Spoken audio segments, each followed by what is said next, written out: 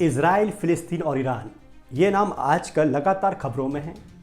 लेकिन आखिर इनके बीच इतना तनाव क्यों है? इस संक्षिप्त वीडियो में मैं आपको इन तीनों के बीच या मुख्य रूप से इज़राइल और फ़लस्तीन के बीच जो लड़ाई चल रही है, जो संघर्ष चल रहा है, उसके मुख्य कारण को समझाऊंगा।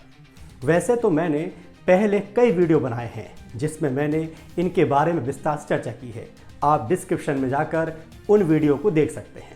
लेकिन इस वीडियो में हम मुख्य रूप से समझेंगे कि आखिर इन तीनों के बीच में और मुख्य रूप से इज़राइल और फ़लस्तीन या फ़लस्तीन के बीच में लड़ाई का या युद्ध का या संघर्ष का मुख्य कारण क्या है। तो चलिए बहुत ही संक्षेप में लेकिन मुख्य बिंदुओं को या मुख्य कारणों को हम इस वीडियो में समझते हैं। सबसे पहले हम बात करते हैं इज़राइल और फ़लस्तीन के बीच संघर्ष का क्या बैकग्राउंड है। इतिहास के पन्नों पर नज़र डालें तो सन 1900 के पहले फ़िलिस्तीन नाम का इलाका था जहां अरब मुस्लिम बहुसंख्यक मींस अरब के मुस्लिम मेजॉरिटी में रहते थे और थोड़े बहुत यहूदी भी वहां निवास करते थे।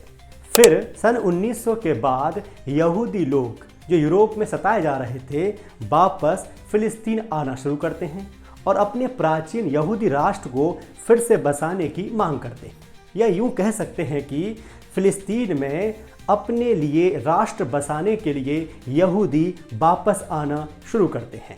इस स्थान पर अरब मुस्लिम और यहूदी के बीच संघर्ष चलता रहता है और फाइनली संयुक्त राष्ट्र संघ एक घोषणा करता है और फ़िलिस्तीन या पैलेस्टाइन के दो हिस्से कर देता है। एक हिस्से को यहूदियों के लिए दे दिया जाता है जिसका नाम रखा जाता है इज़राइल और दूसरा हिस्सा फ़िलिस्तीन नाम से अरब मुस्लिमों को दे दिया जाता है। तो इस तरह से इज़राइल नाम के इस राष्ट्र की घोषणा यूएन की घोषणा के माध्यम से की जाती है।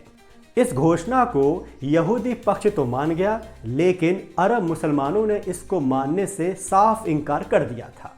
लेकिन यूएन की घोषणा के मुताबिक 1948 में इज़राइल राज्य की इज़राइल राष्ट्र की स्थापना कर दी गई और इस तरह से यहूदी लोगों के लिए एक नया देश बन गया। इज़राइल राज्य की स्थापना के बाद से ही अरब देशों ने हमला करना शुरू कर दिया, लेकिन इज़राइल के हाथों अरब देशों को हार ही मिली और लाखों फ़िलिस्तीनी शरणार्थी बन गए और इसे नकवा या तबाही का नाम दिया गया। इसके बाद 1967 में एक निर्णायक युद्ध होता है जिसे हम 6 डे वॉर या 6 दिवसीय युद्ध के नाम से जानते हैं। एक तरफ तो इज़राइल था, वहीं दूसरी ओर अरब देशों में मिस्र, सीरिया और जॉर्डन देश शामिल थे। ये युद्ध इज़राइल के फेवर में गया और इज़राइल को मिस्र से गाज़ा पट्टी और सिनाई प्रायद्वीप मिल गया, जॉर्डन से वेस्ट बैंक और पूर्वी यरूशलेम मिल गया, वहीं सीरिया से उसने गोलान हाइट्स प्राप्त कर लिया और इसके बाद से ही वेस्ट बैंक, गाज़ा पट्टी और यरूशलेम को लेकर दोनों पक्षों में टकराव जारी है। आपको बता दूं कि गाज़ा पट्टी पर फ़िलिस्तीनी संगठन हमास का कंट्रोल है जिसे इज़राइल एक आतंकवादी संगठन मानता है।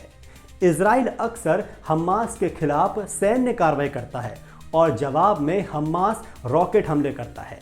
तो ये था इज़राइल और फ़िलिस्तीन का ऐतिहासिक बैकग्राउंड। अब हम बहुत संक्षेप में समझते हैं कि इन दोनों के बीच टकराव के मुख्य बिंदु, मुख्य पॉइंट्स कौन कौन से हैं। सबसे पहला है ज़मीन का विवाद। जैसा कि मैंने बताया, फ़िलिस्तीनी चाहते हैं कि उन्हें पूरा वेस्ट बैंक, गाज़ा और ईस्ट यरूशलेम या जेरूशलेम मिले ताकि वे अपना देश बना सकें। लेकिन इन सब पर इज़राइल अपना दावा मानता है। इज़राइल इन इलाकों पर न केवल नियंत्रण किए हुए है बल्कि वह यहूदी बस्तियां भी यहां बसा रहा है। टकराव का दूसरा मुख्य कारण है जेरूशलेम। यह शहर यहूदियों, मुसलमानों और ईसाइयों के लिए पवित्र स्थान है। इज़राइल और फ़िलिस्तीन दोनों इसे अपनी राजधानी कैपिटल बनाना चाहते हैं, लेकिन इज़राइल इस राजधानी पर अपना पूरा नियंत्रण मानता है या अपना दावा मानता है। इन दोनों के बीच टकराव का तीसरा कारण है हमास और उसके कारण होने वाली हिंसा। गाज़ा पट्टी पर इस समय हमास का नियंत्रण है और यह संगठन इज़राइल को नहीं मानता और अक्सर रॉकेट हमले करता रहता है। इजराइल भी जवाबी कार्रवाई करता रहता है जिसमें आम लोग मारे जाते हैं। इस तरह हमास के कारण भी इजराइल और फिलिस्तीन के बीच में जंग छिड़ी रहती है। अब प्रश्न उठता है कि आखिरकार ईरान का इन दोनों के बीच में क्या रोल है। दरअसल ईरान एक शिया मुस्लिम है जो फिलिस्तीन के समर्थन में खड़ा रहता है। हालांकि शुरुआत में ईरान और इजराइल के बीच रिश्ते अच्छे थे, लेकिन 1979 की इस्लामिक क्रांति के बाद से ही ईरान इजराइल के विरुद्ध हो गया और अब वह हमास और हिजबुल्लाह जैसे ग्रुप्स को समर्थन देता है। इस्लामिक क्रांति के बाद से ही ईरान स्वयं को अरब देशों का संरक्षक मानता है, इसलिए वह फिलिस्तीन की रक्षा करने की बात करता है। इतना ही नहीं, ईरान का मानना है कि इजराइल को मध्य पूर्व में अमेरिका का साझेदार नहीं बल्कि शत्रु समझा जाना चाहिए।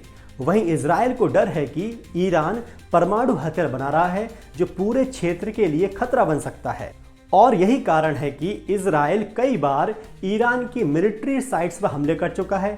यहाँ तक कि सीरिया और इराक में भी जो ईरान के अड्डे हैं उन पर भी हमला कर चुका है। तो इस तरह से इजराइल और फिलिस्तीन के बीच में इन सब कारणों से विवाद बना हुआ है और ईरान अपने आप को अरब वर्ल्ड का संरक्षक मानते हुए इजराइल के खिलाफ फिलिस्तीन का साथ देता रहता है।